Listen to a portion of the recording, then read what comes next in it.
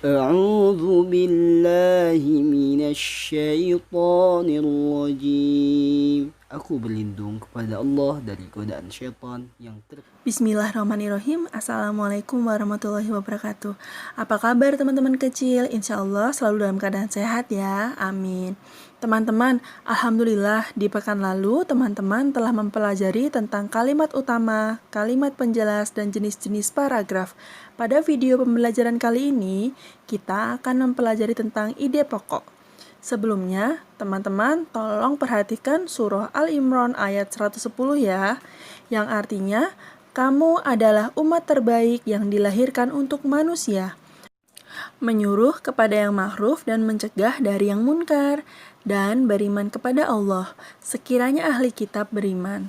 Tentulah itu lebih baik bagi mereka di antara mereka yang beriman, dan kebanyakan mereka adalah orang-orang fasik. Jadi teman-teman, setelah kita mendapatkan informasi mengenai suatu kebaikan, baiknya disiarkan, sehingga teman-teman yang lain bisa melakukan kebaikan yang sama. Dan saat membaca Al-Quran, di mana isinya adalah pengajaran tentang kebaikan yang harus kita imani dan harus kita amalkan. Baik teman-teman, kita akan mulai mempelajari tentang bagaimana menentukan ide pokok. Ide pokok merupakan inti dari kalimat utama. Ide pokok tidak selalu berbentuk kalimat. Dan untuk nama lain dari ide pokok adalah pokok pikiran. Pikiran utama, pikiran pokok, gagasan pokok, dan gagasan utama. Setelah kita mengetahui bagaimana menentukan ide pokok dan nama lain dari ide pokok, sebenarnya ide pokok itu apa ya teman-teman? Ide pokok adalah sebuah topik atau inti dari informasi yang akan dibahas dalam suatu paragraf. Langkah menentukan ide pokok, membaca teks bacaan secara utuh, memahami topik teks bacaan, memahami isi dan hubungan antar kalimat dalam setiap paragraf, menentukan kalimat utama pada setiap paragraf, mencatat hal-hal penting dalam setiap paragraf. Terakhir adalah, jika belum memahami isi bacaan, bacalah teks secara berulang-ulang. Teman-teman, sebelum kita mempelajari bagaimana cara menentukan ide pokok, sebelumnya teman-teman masih ingat tidak tips-tips menentukan jenis paragraf berdasarkan letak kalimat utamanya? Contoh di paragraf deduktif, ada Mia, M merupakan, I-nya ialah, dan Y-nya yaitu. Atau ada kata kunci tini, T-nya tersebut, I-nya ini, N-nya nya, I satu lagi itu.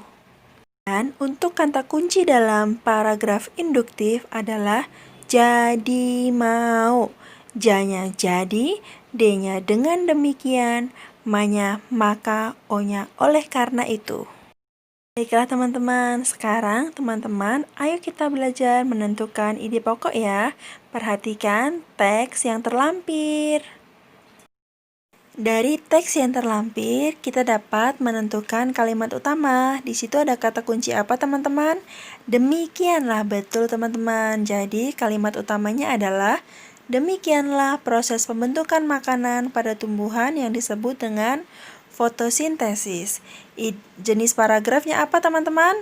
Kata demikian induktif, dan kita dapat menyimpulkan ide pokoknya apa teman-teman? Proses fotosintesis. Betul sekali teman-teman. Alhamdulillah Miss mempunyai satu teks lagi teman-teman. Teman-teman tolong simak dengan baik ya.